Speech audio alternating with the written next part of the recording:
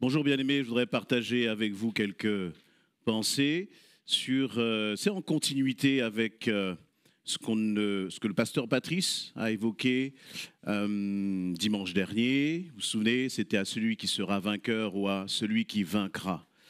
Et quand, peut-être que tu peux mettre, ma sœur, l'image à l'écran, s'il te plaît.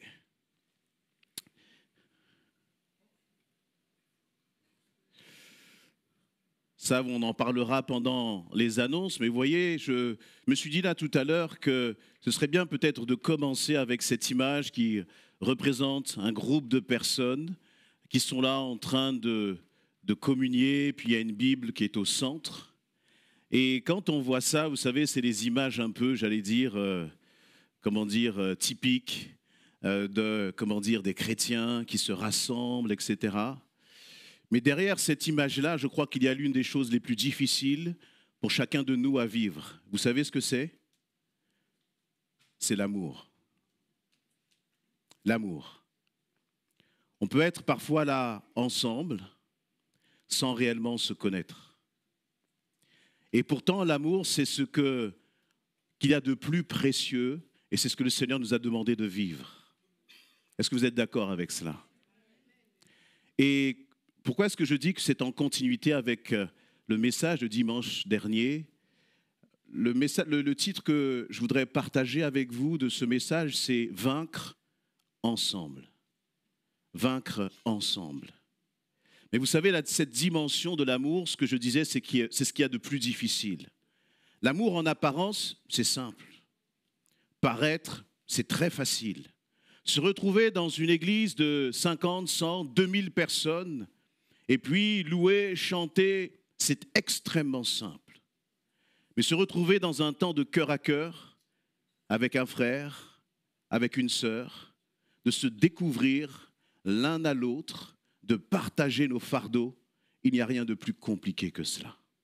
Il n'y a rien de plus compliqué que cela. La réalité, c'est que tu peux être dans une église pendant 1 an, 2 ans, 10 ans, et personne ne sait ce que tu traverses. Personne ne sait ce que tu vis. Et pourtant, tu es là, assis, rassemblé, tu dis, j'aime mon frère, j'aime ma sœur, j'aime l'Église. Mais je crois que plus qu'une apparence, le Seigneur veut que vraiment nous puissions rentrer dans cette réalité de l'amour. Pour ceux peut-être qui ne le savent pas encore, la vision que le Seigneur a mise sur notre cœur, c'est pour l'Église essentielle, c'est d'être une Église qui fait des disciples et des disciples dans l'amour. Très souvent, on peut parler de cette notion de disciple. Mais ce qui est important, c'est, vous savez, les gourous, les sectes, toutes sortes de religions font des disciples. Ce n'est pas un problème. Mais l'amour, c'est uniquement en Jésus-Christ. C'est uniquement en Jésus-Christ. Et le vrai défi, finalement, pour nous, en tant qu'enfants de Dieu, en tant qu'Église, ce n'est pas tant de devenir des disciples. Le vrai défi pour chacun d'entre nous, c'est d'aimer l'autre et de se laisser aimer par l'autre. Alors, avant de continuer, parce que c'est un sujet, je trouve, qui est difficile, parce que je ne veux pas l'aborder, de façon superficielle. Mais je sais aussi que c'est un sujet qui répond à beaucoup de souffrances, parce que tous, autant que nous sommes, de par notre parcours, de ce que nous avons pu vivre, nous avons été écorchés par la vie. Et parce que nous avons été écorchés par la vie, eh bien, on développe des mécanismes de protection qui font que aimer l'autre et se laisser aimer, ça devient difficile. On peut demander à quelqu'un dans le groupe de louanges, à l'accueil ou je ne sais quel autre service, accomplis ton service, accomplis ton ministère. Et cette personne le fera d'une façon extraordinaire. Mais lorsque Jésus nous demande d'aimer, là c'est beaucoup plus compliqué. Alors j'ai besoin qu'on prie encore, bien-aimés, pour que vraiment ce qui sort de ma bouche soit des paroles qui vous encouragent, qui apportent une transformation dans les cœurs. Et que nos cœurs soient aussi ouverts. Amen. Je ne veux pas dire des choses, des banalités, des superficialités, mais je veux vraiment que le Saint-Esprit mette, sa main sur ma bouche, afin que ces paroles soient ointes. Est-ce que vous êtes d'accord avec cela? Amen. On peut prier ensemble. Seigneur éternel, mon Dieu, Tu veux parler à ton peuple. Tu veux parler à ton épouse. Parce que tu l'aimes et parce que tu nous aimes, Seigneur. Nous ne sommes pas là pour vivre une sorte d'amour en apparence. Mais nous voulons vraiment vivre, Éternel, mon Dieu, la réalité de ton amour dans nos vies, Seigneur. Nous voulons vraiment vivre, Seigneur éternel, mon Dieu, la puissance de ton amour. Cet amour qui fait tomber, Seigneur, les écailles.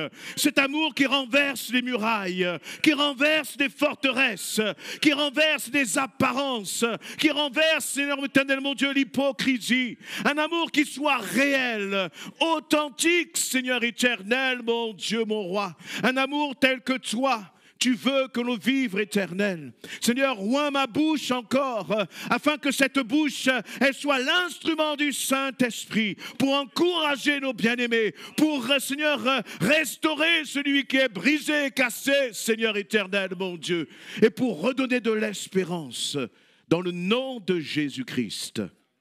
Amen, Seigneur. Amen. Dans Éphésiens chapitre 5, je vais lire quelques passages avec vous. Éphésiens chapitre 5, Paul parle à l'église d'Éphèse donc. Et il va dire ceci dans les versets 1 et 2. « Puisque vous êtes les enfants bien-aimés de Dieu, suivez l'exemple de votre Père. Que votre vie soit dirigée par l'amour. De même que Christ nous a aimés et a livré lui-même sa vie à Dieu pour nous comme une offrande et un sacrifice dont le parfum plaît à Dieu. » Et il dit là, Paul parle à l'église et il leur dit, frères et sœurs, ce qui doit diriger ta vie, c'est l'amour. C'est l'amour. C'est-à-dire que c'est comme si finalement il y a une sorte de GPS dans ta vie. Et c'est ce GPS-là qui t'indique la direction. Et ce GPS-là, c'est l'amour. Et c'est tellement... Et on se dit, oui, bien, c'est simple, je vais aimer, mais nous savons tous que, comme je le disais en introduction, aimer, ce n'est pas si facile que ça. Même si on a des parents chrétiens, ce n'est pas évident. Parce qu'on a été, comme je le disais, blessés. On est marqué, on a, comment dire, des personnes nous ont dit qu'ils nous aimaient et leur comportement à notre égard a été un comportement, comment dire, destructeur. Parfois des hommes, des femmes ont dit aimer et derrière c'est comme s'ils avaient lâché une bombe atomique dans nos vies. Et parfois ces choses-là se sont réalisées, comment dire, à des âges où on est encore en construction, on est encore un enfant, on est encore même, comment dire, pas complètement fini, entre guillemets.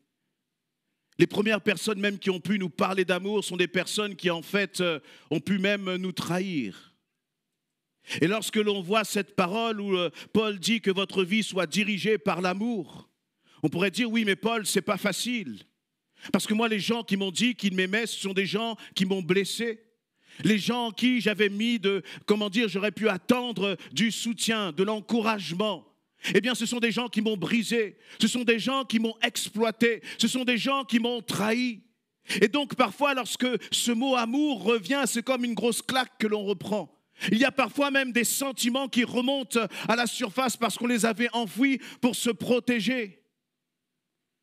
Et pourtant, la parole nous dit, il faut que notre vie soit dirigée par l'amour. Et vous savez, bien-aimés, tout ce que finalement nous avons pu vivre dans le passé, et ce n'est pas simplement dans le passé, combien d'époux et d'épouses vivent des tsunamis dans leur maison, combien d'époux et d'épouses vivent des tempêtes là, dans leur maison, avec celui qui aurait dû être justement celui qui aurait dû leur apporter cet amour. Et finalement, celui qui aurait dû apporter l'amour, c'est lui qui est un destructeur ou une destructrice. Et Seigneur, tu me dis de diriger ma vie, de laisser diriger ma vie par l'amour, qu'il faut que ma vie soit dirigée par l'amour. Mais justement, je crois que dans cette parole-là, il y a une parole d'espérance. Il y a une parole d'espérance qui dit que quel que soit ton passé, quel que soit ton parcours, dans le nom de Jésus-Christ, ta vie va être dirigée par l'amour. Que ce que le malin a voulu te voler là, quel que soit l'âge ou quelles que soient tes expériences de vie, Dieu va te le redonner dans le nom de Jésus-Christ. Parce que Dieu n'est pas venu de simplement faire de nous des disciples, vous savez, comme des robots religieux, mais il est venu faire de nous des hommes et des femmes qui sont aimés de lui, pleinement aimés de lui. Amen. Il y a un autre verset où Jésus va parler lui aussi de l'amour dans Matthieu 22, à partir du verset 35, où l'un des pharisiens va poser une question à Jésus, toujours pour le piéger. Donc Matthieu 22, 35, l'un d'entre eux, un enseignant de la loi, voulut lui tendre un piège. Il lui demanda, donc il parle à Jésus, « Maître, quel est dans la loi le commandement le plus grand ?» Jésus lui répondit, « Tu aimeras le Seigneur ton Dieu de tout ton cœur, de toute ton âme et de toute ta pensée. C'est là le commandement le plus grand et le plus important. » Verset 39, « Il y en a un second qui lui est semblable, tu aimeras ton prochain comme toi-même. Tout ce qu'enseigne la loi, donc la loi de l'ancienne alliance et les prophètes, est contenu dans ces deux commandements. » Premier commandement, donc, tu aimeras l'Éternel ton Dieu. Deuxième commandement, c'est quoi? Tu aimeras ton prochain. De quelle façon? Comme toi-même. Et donc, Jésus est en train de répondre aux pharisiens. Il n'a pas d'intimité, il n'a pas de, ce lien d'amour avec les pharisiens. Il sait que les pharisiens sont en train de lui poser une question, dans quel but? Pour le piéger. Et donc, lui, il leur répond presque par la loi. Il leur rappelle ce que dit la loi. Mais moi, cette parole m'a toujours intrigué. Et c'est seulement ce matin que j'ai compris, en fait, ce qu'il y avait derrière et pourquoi ça m'intriguait. Seigneur, tu me demandes d'aimer mon prochain comme moi-même. Mais à combien de personnes j'ai pu parler qui ont du mal à s'aimer soi-même? Déjà que j'ai du mal à m'aimer moi-même, et tu me demandes, Seigneur, de m'aimer les autres comme je m'aime moi-même. Mais sachant que moi-même, je m'aime mal, ça veut dire que je vais aimer les autres de quelle façon?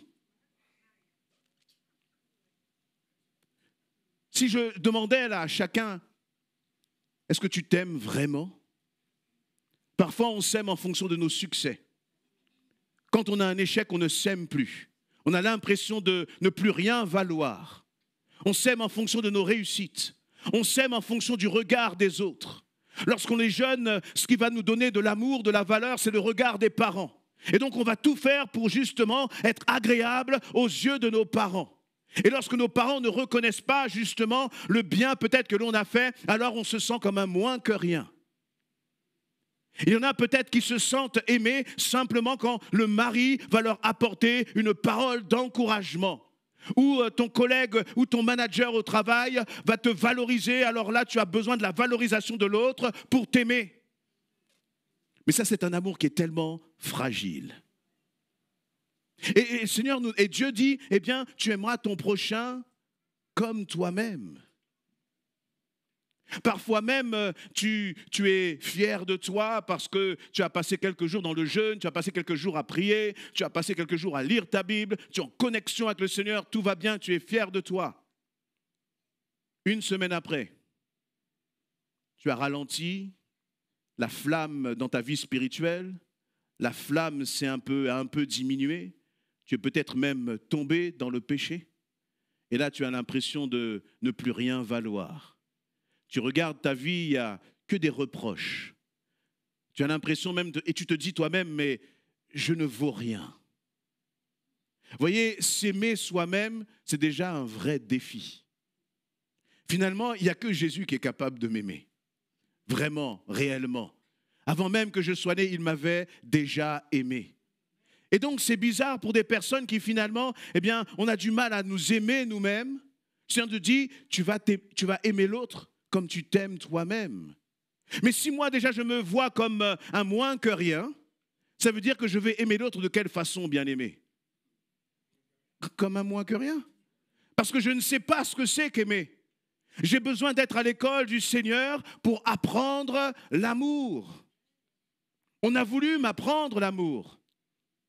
Les hommes ont voulu m'apprendre l'amour. Et on le voit très bien lorsque vous mettez deux personnes rentrent en couple, se marient. On a l'impression même que c'est là que la guerre commence. Pourquoi? Bien parce que l'homme qui est blessé se met avec une femme qui est blessée. Aucun des deux ne sont guéris. Aucun des deux n'ont appris ce que c'est que l'amour en Jésus-Christ et par Jésus-Christ. Et donc lorsqu'ils se mettent ensemble finalement, eh bien ce sont les blessures de l'un qu'ils vont renvoyer sur l'autre et vice-versa. Et ils vont aimer l'autre finalement comme ils s'aiment eux-mêmes, c'est-à-dire d'une façon totalement imparfaite. Et je me suis dit, mais Seigneur, qu'est-ce que ça veut dire aimer son prochain comme soi-même? Mais là, encore une fois, Jésus parle à qui? Il parle aux pharisiens. Et il leur rappelle ce que c'est que la loi, il leur rappelle ce qui est dit dans la loi. Et il y a un autre passage où le Seigneur Jésus va, aborder cette même question dans Jean 13. Et on va voir qu'il va utiliser un terme qui m'a interpellé. Là, Jésus annonce aux disciples qu'il va partir, qu'il va les quitter. Et donc, dans Jean 13, verset 31, il va dire ceci aux disciples. Donc là, il n'est plus en train de parler à des pharisiens. Il est en train de parler à ceux qui sont ses frères. Vous voyez, il y a une dimension vraiment d'amour, mais qui est autre. Il n'est plus en train de parler à des étrangers. Il n'est plus en train de parler comme à des gens de la foule. Jésus est en train de parler à ses disciples. Et donc là, Jésus est en train de vous parler, de me parler à nous. Amen. Il dit, quand il fut parti, Jésus, verset 31, Jésus dit, maintenant la gloire du Fils de l'homme éclate et Dieu va être glorifié en lui. Puisque Dieu va être glorifié en lui, Dieu à son tour va glorifier le Fils de l'homme en lui-même et il le fera bientôt. Il va utiliser cette expression, mes chers enfants. Donc on voit bien que là, il y a une dimension d'affection, il y a une dimension d'amour. Il dit, mes chers enfants, je suis encore avec vous, mais plus pour longtemps. Vous me chercherez. Et ce que j'ai dit à tous, je vous le dis à vous aussi maintenant, vous ne pouvez pas aller là où je vais. Je vous donne un commandement nouveau. Aimez-vous les uns les autres. Oui, comme je vous ai aimés, aimez-vous les uns les autres. À ceci, tous reconnaîtront que vous êtes mes disciples, à l'amour que vous aurez les uns pour les autres. Jésus là parle aux disciples. Et il leur dit, aimez-vous les uns les autres. Ce qui est étonnant, c'est qu'il leur dit, je vous donne un commandement nouveau. Est-ce que c'est nouveau, aimez-vous les uns les autres? Ce n'est pas nouveau. Dans l'Ancienne Alliance, Jésus lui-même l'avait déjà rappelé aux pharisiens d'aimer son prochain comme soi-même. Mais là, il y a une dimension qui est nouvelle dans ce verset-là. Il y a une dimension qui est nouvelle dans cette parole que Jésus va donner aux disciples. Il leur dit, je vais partir. Vous devez vous aimer les uns les autres. Mais il va apporter une précision qui est importante. Il va dire, oui, comme je vous ai aimé. C'est-à-dire qu'il ne dit plus aimez-vous les uns les autres comme vous vous aimez vous-même. C'est-à-dire que le standard n'est plus l'autre, n'est plus la façon dont je m'aime moi-même, mais le standard que Jésus est en train d'établir, c'est un standard qui est nouveau. Il dit tu vas aimer l'autre comme moi je t'ai aimé. C'est comme s'il te dit eh bien arrête de regarder à toi-même, arrête de regarder à ce que tu as vécu, arrête de concevoir l'amour selon ta propre définition, selon tes propres principes. Mais commence à regarder à moi, dit Jésus, et commence à contempler la façon dont moi je t'ai aimé. Commence à regarder ce que Jésus a fait pour toi. Commence à regarder jusqu'où Jésus a été pour toi alors que tu étais indigne. Et lorsque tu vas prendre conscience de la réalité de l'amour de Christ pour toi, tu vas commencer à aimer les autres de cette façon. Jésus n'a rien attendu en retour. Et ce qui est bon en Jésus, c'est que je peux regarder à lui. Il ne m'a jamais trahi. Il ne m'a jamais déçu. Il n'a jamais touché à mon corps. Jésus me respecte. Le Saint-Esprit, le pasteur Patrice le dit souvent, et j'aime cette expression, c'est un gentleman. quand les autres là sont là et forcent, mettent la pression, veulent finalement qu'on soit comme des pantins entre leurs mains, Jésus ne m'a jamais aimé de cette façon. Et c'est comme s'il dit, tu vois, tu as ton passé, mais je te demande à un moment de lever les yeux vers moi. L'amour, tu ne vas pas le découvrir dans les autres. Tu ne vas pas apprendre ce que c'est l'amour finalement en regardant comment les autres ont agi à ton égard. Tu ne vas pas découvrir ce que c'est l'amour, peut-être même en courant te réfugier dans les bras d'un autre ou dans les bras d'une autre. Mais tu vas découvrir l'amour dont tu as besoin en regardant à moi. Et c'est cet amour-là que je veux que tu puisses ensuite manifester aux autres. Amen. Et dans la suite, dans le verset 35, il dit « À ceux-ci tous reconnaîtront que vous êtes mes disciples, à l'amour que vous aurez les uns pour les autres. » C'est comme si le Saint-Esprit est en train de dire « Église essentielle, je mets comme mon tampon, mon sceau, et je déclare que vous êtes une église à une condition, c'est que vous vous aimiez les uns les autres. » Le Seigneur ne va pas regarder la qualité de la louange. Il ne va pas regarder la qualité de la prédication. Mais il va regarder à la réalité de notre amour. Pas pour lui, mais pour les autres. Et c'est là même comme cela qu'il définit ce qu'est un disciple. Vous voyez, et c'est pour ça, et quand je relisais ce verset, je me suis dit, mais Seigneur, quand tu nous avais donné cette vision pour l'Église, d'être des disciples qui font des disciples dans l'amour, je n'avais pas réalisé encore vraiment le lien étroit qu'il y avait entre être un disciple et la dimension d'amour. On ne peut pas être un disciple sans aimer. Et quand on parle des autres bien-aimés, c'est qui? C'est celui qui est à côté de toi. C'est celui qui est derrière toi. C'est celui parfois avec qui on a même du mal à partager. On a du mal parfois à s'ouvrir. Et je crois que, eh bien, le Seigneur veut, et c'est pour ça que je disais tout à l'heure, être vainqueur ensemble. Je ne peux pas être vainqueur tout seul. Tu ne peux pas être vainqueur toute seule. C'est ensemble. Parce que finalement, la victoire, c'est de manifester ce lien d'amour, quel que soit ce que nous avons pu vivre. Vous savez, quand vous entendez des personnes qui ont été abusées et qui partagent leur témoignage de la façon dont le Seigneur les a restaurées, on dit, Seigneur, tu es glorieux. Et ce qui se passe, c'est qu'à travers leur témoignage, elles encouragent d'autres, justement. Récemment, on a eu notre réunion d'hommes. On a vécu un moment fort. Il n'y avait pas besoin de trompettes, etc. On était là dans le sous-sol de notre frère Jean-Marc. Mais c'est simplement d'avoir saisi cette occasion pour ouvrir nos cœurs, pour partager nos vulnérabilités. Et puis, à un moment, commencer à prier ensemble les uns pour les autres. Et ça fait toute la différence. Et c'est pour cela, finalement, que le Seigneur nous unit et nous rassemble, bien-aimés. Amen. Tout à l'heure, dans les chants, il y a eu beaucoup cette notion de fardeau, de combat, etc. Et je crois que nous avons besoin de vraiment réaliser l'importance que d'être ensemble. Vous savez, parfois on chante, mais c'est comme si ça me fait penser un peu comme à des nageurs. Vous voyez, chacun sur sa ligne. Et puis on a tous la ligne d'arrivée là, mais c'est chacun sur sa ligne. On chante ensemble, vous voyez, mais on n'est pas ensemble. C'est-à-dire que l'autre souffre, mais on ne sait pas ce que l'autre traverse. Et ma conviction, c'est que le Seigneur, au contraire, veut nous amener à partager nos fardeaux. Cette semaine, j'ai été, touché, parce que dans les échanges que j'ai pu avoir avec les uns et les autres, certains qui sont à l'hôpital, etc., un simple appel téléphonique, même si ça dure 5 minutes, le simple fait de prendre des nouvelles de l'autre, de prier avec l'autre, eh bien, les bien-aimés étaient bénis, encouragés.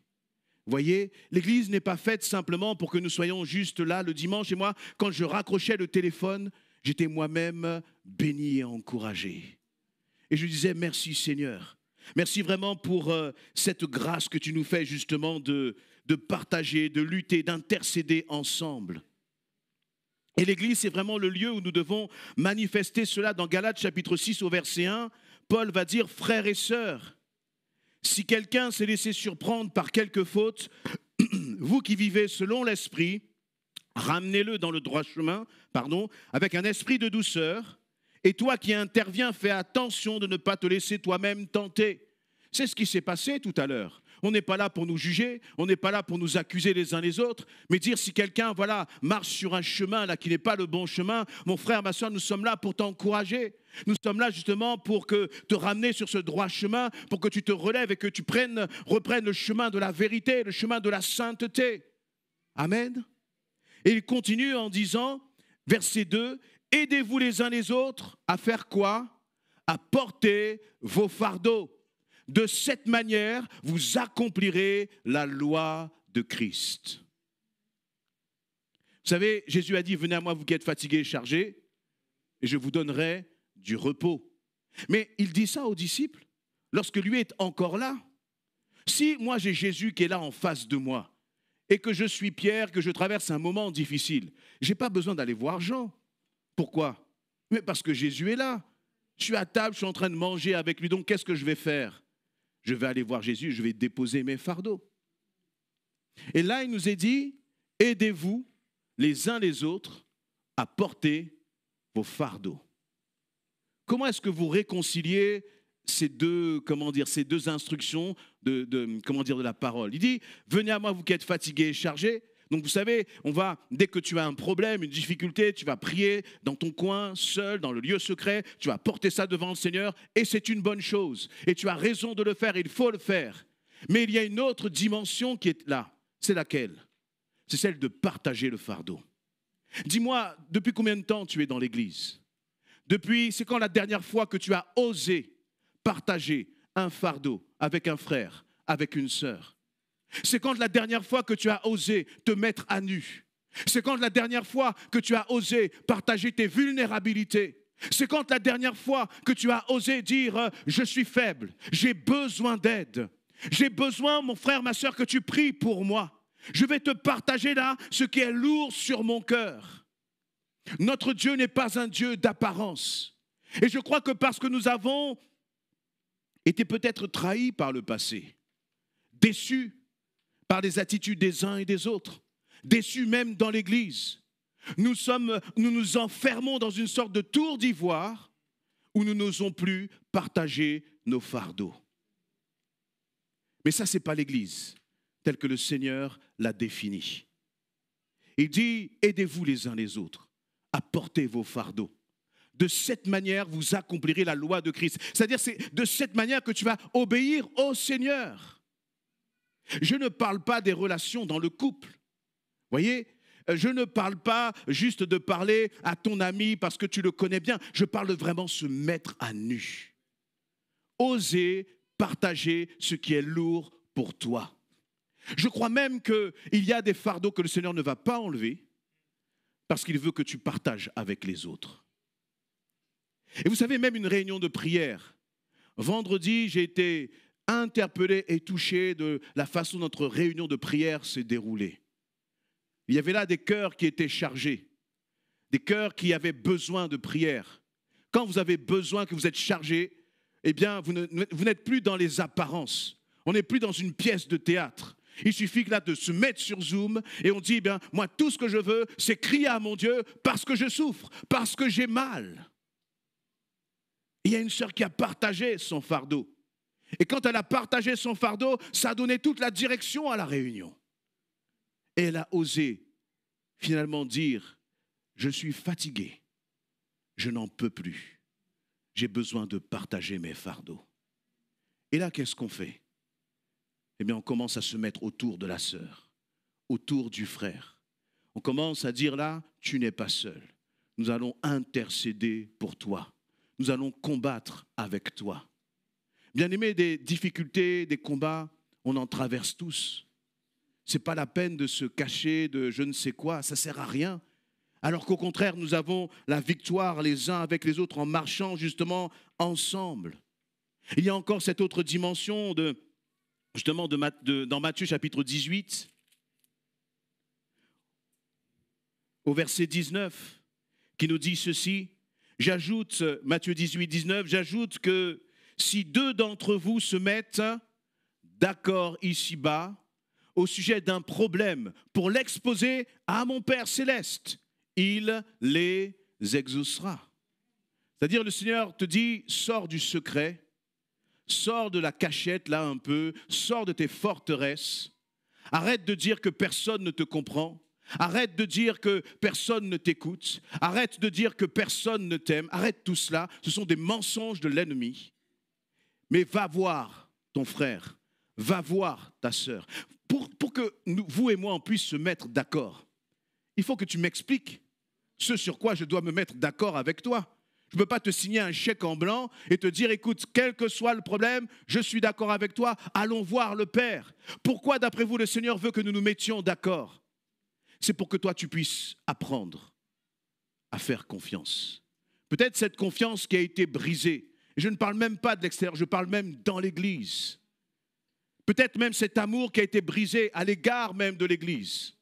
Et le Seigneur te dit, finalement, vous savez, si nous marchons et nous réagissons par notre chair en disant, eh bien, plus jamais je ne partagerai, plus jamais je ne m'ouvrirai, plus jamais je ne me fais confiance. La réalité, c'est que ces pensées-là, ce fonctionnement-là ne vient pas du Seigneur. Mais le Seigneur veut que ces forteresses-là soient brisées finalement. Et pour les briser, il te dit, je t'oblige à aller vers l'autre, à te mettre d'accord avec lui, à exposer ta vulnérabilité à l'autre. Parce que finalement, il y a une puissance dans l'amour, bien-aimé.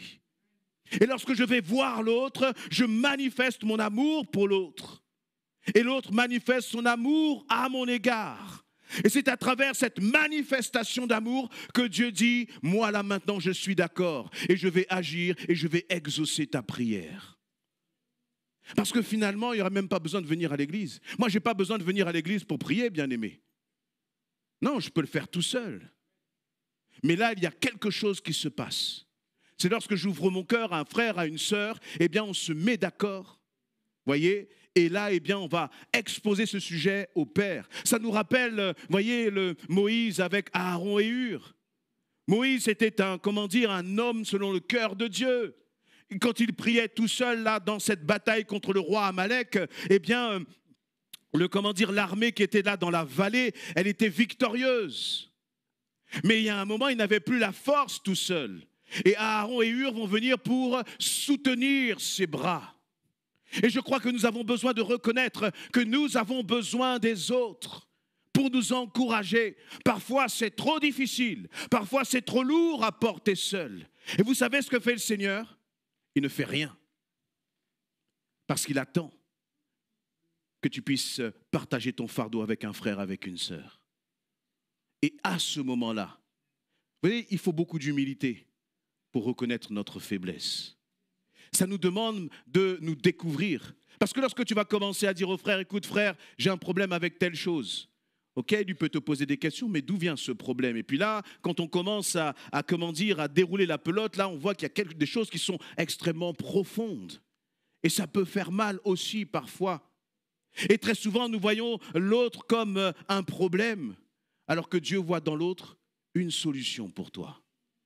Celui qui est à côté de toi, celui qui est derrière toi, c'est une solution pour que tu sois guéri, pour que tu sois restauré dans le nom de Jésus. Amen. Et dans cette dimension de l'amour où nous réalisons l'importance de l'amour, je voulais lire quelques passages et aborder un peu pourquoi c'est si difficile. Et le mot qui m'est venu, l'un des mots qui m'est venu, c'est la trahison. J'entends des On dirait que ça parle à des personnes. Dans Philippiens chapitre 1, Paul parle à l'Église. Il écrit à l'Église. Et je trouve cette introduction qu'il fait, Philippiens 1, 3, cette introduction qu'il fait, c'est une introduction extraordinaire d'amour. Il dit, j'exprime à mon Dieu ma reconnaissance chaque fois que je pense à vous. Je prie pour vous en toute occasion, et c'est toujours avec joie que je le fais. Oui, je remercie Dieu pour votre solidarité qui, depuis le premier jour jusqu'à maintenant, a contribué à l'annonce de l'Évangile. Et j'en suis fermement persuadé, celui qui a commencé en vous son œuvre bonne la poursuivra jusqu'à son achèvement, au jour de Jésus-Christ. Tels sont mes sentiments envers vous tous. Et il est juste que je les éprouve. En effet, vous occupez une place particulière dans mon cœur, car vous prenez tous une part active à la grâce que Dieu m'accorde, aussi bien quand je suis enchaîné dans ma cellule que lorsque je défends l'Évangile et que je l'établis fermement. Oui, Dieu m'en est témoin, verset 8. Je vous aime tous de l'affection que vous porte Jésus-Christ. Et voici ce que je demande dans mes prières, c'est que votre amour gagne de plus en plus en connaissance et en parfait discernement. Amen. Est-ce que vous sentez là un apôtre qui n'est pas dans un rôle, qui n'est pas dans une fonction, mais qui a un réel amour pour l'église de Philippe? Et on voit ces mots, il dit, j'ai de la reconnaissance pour vous. C'est-à-dire qu'il n'est pas là, Seigneur, merci parce que tu bénis mon ministère, merci parce qu'à travers moi tu as fait de grands... Non, il bénit le Seigneur pour les autres. Il dit, merci Seigneur pour cette église de Philippe, merci pour les bien-aimés, merci pour leur guérison, merci pour leur restauration, merci pour le salut des âmes dans cette église de Philippe. Ensuite, il va dire...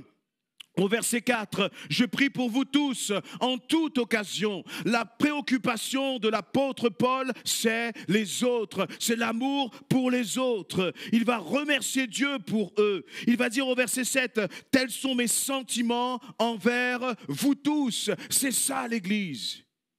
Est-ce que l'Église, c'est pour nous une sorte de rendez-vous habituel où il y a vraiment cette dimension d'amour ? Où sont les hommes et les femmes qui, dans la semaine, prient pour les frères et les sœurs, prient pour l'Église, intercèdent pour l'Église, se réjouissent des succès des uns et des autres dans l'Église? Et je vous assure que si nous avons cette mentalité, l'Église, elle est transformée. L'Église, elle est complètement transformée. J'ai vu encore une fois, encore cette semaine, je me réjouis parce que combien j'ai vu de frères et de sœurs, vous savez, qui étaient comme des fleurs là, qui sont complètement fermées et qui s'étaient enfermées dans des mentalités parce qu'elles avaient été blessées par le passé dans l'Église. Et quand elles ont commencé à accepter de s'ouvrir à nouveau, quand elles ont commencé à rejoindre par exemple un groupe Connexion, quand elles ont commencé à partager leur sujet de prière, ces personnes-là aujourd'hui sont complètement transformées. Vous n'avez même pas besoin de leur parler, juste quand vous les voyez entrer, il y a un sourire là qui dit que leur cœur est ouvert maintenant. Alors qu'avant, on avait l'impression de quelqu'un qui était complètement renfermé. Il y avait des trésors, il y avait des dons, il y avait des talents, mais tout cela était gâché parce que justement, étant blessées, elles étaient complètement renfermées. Et moi, quand je reparle à ces frères et à ces sœurs, je me réjouis à chaque fois. Je dis merci Seigneur pour l'œuvre de délivrance que tu as opérée à travers la puissance de ton amour dans ces vies. Mais pour que cela se fasse, il n'a pas simplement fallu que ces personnes prient l'Éternel, mais il a fallu qu'elles s'ouvrent aux autres. Il a fallu que finalement elles passent au-dessus des trahisons. Et qu'elles disent, c'est vrai, j'ai peut-être été trahi par un tel ou un autre, mais ce n'est pas toute l'Église. Ce n'est pas tous les frères et sœurs qui sont comme ça. Parce que ça, c'est le mensonge de l'ennemi. Et finalement, je me rends compte que je suis resté beaucoup trop renfermé sur moi-même, isolé à cause de cela. Et dès le moment où elles ont commencé à s'ouvrir, c'était des personnes complètement transformées. Et vous savez, celui qui est en train de dire cela à l'église de Philippe, vous pourriez vous dire, oui, mais bon, lui, c'est l'apôtre Paul, il ne sait pas ce que c'est que la trahison, il n'a pas vécu cela, etc. Ah, bien sûr, il y a les chefs religieux, il y a les Romains, il y a eu de l'opposition, des personnes qui lui ont fait du mal à l'extérieur. La réalité, c'est que l'apôtre Paul a été trahi à l'intérieur. L'apôtre Paul a été trahi par des frères et des sœurs, si on peut encore les appeler frères et sœurs. L'apôtre Paul, finalement, il est comme vous et moi, bien-aimés. Il a subi des choses difficiles, terribles. Lui, vous savez, en plus, plus vous donnez, et moins, finalement, vous êtes prêt à ce qu'il y ait des trahisons. Parce que vous avez tout donné, vous avez donné de vous-même, vous avez donné de votre temps, de votre consécration, de votre argent, de tout ce que vous aviez aux autres. Et lorsque vous avez donné de cette façon, eh bien naturellement, on attend de recevoir de l'amour en retour. Et Paul, lui, qui a donné jusqu'à sa vie pour l'Église, pour le royaume de Dieu, imaginez ce qu'il a pu vivre lorsqu'il a été trahi. Et pourtant, il a gardé son cœur ouvert à bénir les autres, à aimer les autres. Et c'est pour ça qu'il écrit ces paroles dans Philippiens que nous venons de lire. Et en même temps, Paul n'est pas quelqu'un qui va accepter. Vous savez, l'amour, ce n'est pas non plus d'accepter n'importe quoi. Ce n'est pas d'accepter que quelqu'un nous marche dessus et continue de nous piétiner sans que nous ne disions rien. Ça, c'est des fausses croyances. Ce n'est pas l'amour selon la parole de Dieu. Justement, dans 2 Timothée, chapitre 4, Paul va parler à Timothée et il va lui dire ceci. 2 Timothée, chapitre 4, à partir du verset 9. Timothée, efforce-toi de venir me rejoindre dès que possible. Déjà, on voit que Paul, il a cette relation de confiance avec Timothée. Vous voyez, quelqu'un qui a été trahi, il a du mal à faire confiance aux autres. Moi, j'ai eu un moment du mal à refaire confiance dans l'Église. Si ce n'était pas le Seigneur, justement, qui m'avait guéri. Mais même quand le Seigneur m'a guéri, finalement, la guérison ne pouvait pas être totale si je n'acceptais pas, moi, à nouveau, de refaire confiance. J'avais ma part à faire, voyez. Et Paul, il dit donc, verset 10, « Car Démas m'a abandonné. Il a aimé le monde présent et il est parti pour Thessalonique. Crescence s'est rendu en Galatie.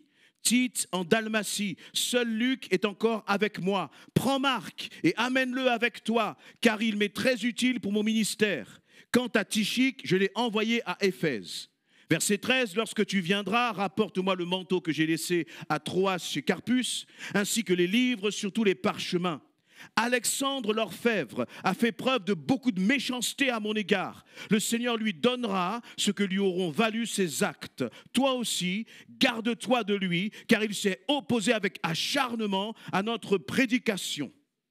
La première fois que j'ai eu à présenter ma défense au tribunal, personne n'est venu m'assister. Tous m'ont abandonné, qu'il ne leur soit pas en tenue rigueur. » Paul est en train d'écrire à Timothée. Il parle de Démas et il dit « Démas m'a abandonné ». Ce n'est pas quelqu'un de l'extérieur. Moi, que quelqu'un de l'extérieur me fasse du mal, bon, je le comprends. Mais quand c'est de l'intérieur, ça fait mal, bien-aimé. Et Paul, lorsqu'il écrit là, vous voyez, c'est quelqu'un qui a été trahi. Il n'est pas trahi par, j'allais dire, un jeune chrétien converti. Non, très certainement que ce Démas, ce devait être un homme qui était enraciné, qui connaissait la parole, voyez, mais qui a trahi Paul. Paul va dire, car Démas m'a abandonné. Ensuite, il continue, il va parler d'Alexandre. Alexandre l'orfèvre, qui a fait preuve de beaucoup de méchanceté à mon égard. Là aussi, on voit que cet Alexandre-là, ce n'est pas quelqu'un de l'extérieur. C'est quelqu'un qui était à côté de Paul. Voyez, Démas, si je reviens juste sur Démas, à un moment, je crois que dans l'Épître aux Colossiens, Paul va parler de Démas en disant, je crois que c'est Pierre et Démas vous saluent. Et donc, Démas faisait vraiment partie de la garde rapprochée de Paul. Et donc, il dit, Démas vous salue. Parce qu'à ce moment-là, Démas n'avait pas encore abandonné, n'avait pas encore trahi Paul. Et vous voyez, ce n'est pas parce que donc l'apôtre Paul a été trahi qu'il a rejeté toute l'Église. Vous imaginez que parce que Paul avait été trahi et abandonné par Alexandre, que parce qu'il avait été abandonné par Démas, même à un moment il continue, verset 16. La première fois que j'ai eu à présenter ma défense au tribunal, que dit-il? Personne n'est venu m'assister. Tous m'ont abandonné. Combien de frères et de sœurs sont venus à Dieu par le ministère de l'apôtre Paul? Combien de frères et de sœurs ont dû dire merci Paul de nous avoir prêché l'évangile, nous t'aimons, nous te bénissons et blablabla et blablabla et blablabla. Lorsqu'il s'est retrouvé au tribunal, il dit tous m'ont abandonné.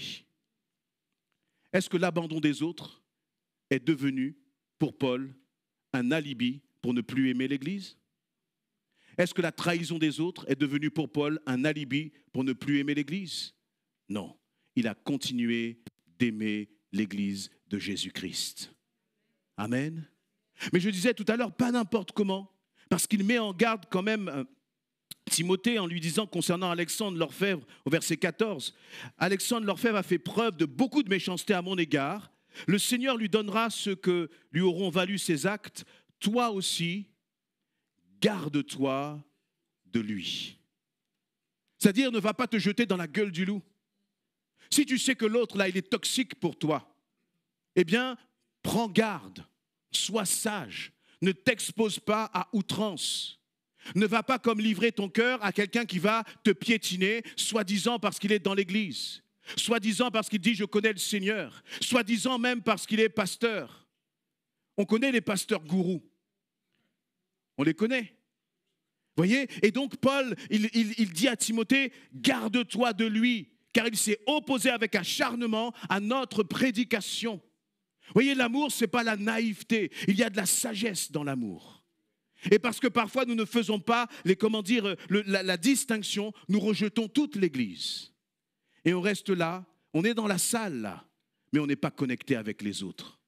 On n'est pas en connexion avec les autres. Parce qu'on s'est comme enfermé dans une forteresse. On a tout rejeté en bloc. Le problème, c'est qu'en rejetant tout en bloc, tu te prives de la grâce de Dieu. Tu te prives de voir la gloire de Dieu se manifester à travers la vie des autres, mon frère, ma sœur. Mais c'est vrai qu'il y a un prix à payer. Dans l'amour, il faut accepter de payer ce prix. Parce que finalement, si Paul ne s'était pas engagé comme il l'a fait dans le ministère, eh bien, Dieu n'aurait pas pu l'utiliser aussi puissamment qu'il l'a fait. Mais tout en étant utilisé puissamment par l'Éternel, il y avait aussi ces moments d'abandon, de trahison et de rejet. Amen. Et je crois vraiment que le Seigneur veut te dire, ne reste pas comme à l'écart. Et en même temps, il nous parle là, tout à l'heure on l'a lu, de Marc. Alors, c'était au verset 11. Seul Luc est encore avec moi, prends Marc et amène-le avec toi, car il m'est très utile pour mon ministère. Est-ce que vous vous souvenez de ce Marc-là? Jean-Marc, effectivement. Ce Marc-là, c'était un de ceux aussi qui accompagnait, on voit ça dans Acte 14, 13. Acte 13, la première fois que l'on le voit, c'est dans Acte 13, verset 5. Donc, Paul et Barnabas vont partir en mission. Et là, il nous est dit dans verset 5, une fois arrivés à Salamine, ils annoncèrent la parole de Dieu dans les synagogues des Juifs. Jean-Marc était avec eux et les secondait. Donc ce Marc et Jean-Marc, là, c'est le même. Vous voyez, donc là, ils partent en mission. Et puis Marc est avec eux, il les accompagne. Il fait là aussi partie de cette garde rapprochée de l'apôtre Paul. Ensuite, on passe au verset 13. Paul et ses compagnons reprirent la mer à Paphos et arrivèrent à Pergé en Pamphylie. Là, Jean-Marc les abandonna et retourna à Jérusalem. Vous voyez, là encore une fois, Jean-Marc a été un lâcheur. Il les a abandonnés. Et ce n'est pas juste qu'il les a abandonnés en concertation, ce n'est pas qu'ils ont discuté et puis Paul a dit non, mais vas-y, il n'y a pas de problème. Non, cet abandon-là a créé des dissensions, des problèmes même entre Barnabas et Paul par la suite. Et Paul va dire, le Marc là, je ne veux pas le voir. C'est un lâcheur, on ne peut pas compter sur lui, on ne peut pas s'appuyer sur lui. Et en même temps, c'est ce qui peut aussi nous arriver dans l'Église. C'est-à-dire qu'on peut avoir parfois un malentendu, on peut avoir même un conflit avec un frère ou avec une sœur. Et puis là, vous savez comment on fait? On l'enferme dans un cachot de notre cœur, on ferme bien la clé là et on jette la clé au fond d'un puits. Condamné à vie. C'est non-retour. J'ai été trahi une fois, c'est terminé pour toi, je t'ai rayé. Et pourtant, on voit que l'apôtre Paul, ce n'est pas ce qu'il a fait. Puisque dans ce que j'ai lu tout à l'heure, dans 2 Timothée 4, eh bien, l'apôtre Paul va dire, eh bien, il va parler de Marc. Lui qui m'est si fidèle, va-t-il dire. Pourquoi? Eh bien, parce que Paul avait pardonné à Marc. Est-ce que tu as besoin de pardonner, toi aussi? Est-ce que tu as besoin d'effacer la faute? Vous voyez, pardonner, ça ne veut pas forcément dire on va obligatoirement se réconcilier. Je crois que Paul n'avait pas de rancœur ou d'amertume à l'égard d'Alexandre, à l'égard de Démas. Paul avait pardonné à Démas, il avait pardonné à Alexandre, malgré leur attitude, malgré le fait qu'il les avait abandonnés. Mais par contre, il n'était pas question d'établir une relation avec eux. Il va dire à Timothée, garde-toi de ces hommes-là. Mais concernant Marc, il va dire à Marc, il va considérer Marc comme un fidèle justement, un compagnon d'œuvre. C'est-à-dire qu'avec Marc, il y avait eu un abandon, mais il y avait eu aussi pardon et réconciliation. Mais qu'est-ce qui a fait qu'avec Marc, il y avait réconciliation? Eh bien, parce que Marc lui-même s'était repenti, parce que Marc lui-même avait compris son erreur. Vous voyez, comme nous aussi, nous pouvons faire des erreurs. Et comme nous aussi, nous sommes amenés à nous pardonner les uns les autres. Amen. À nous pardonner les uns les autres. Et on voit donc que dans ce que Paul a vécu là, il a vécu la trahison, il a vécu l'abandon, mais ce ne l'a jamais empêché d'aimer. Jamais empêché d'aimer. Amen. Et finalement, notre vie en Christ, la qualité de notre vie en Christ, elle se mesure dans la qualité de notre amour pour les autres.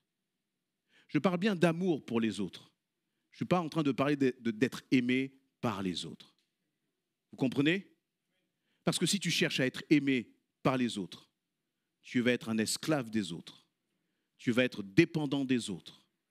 On peut regarder dans 1 Corinthiens 13.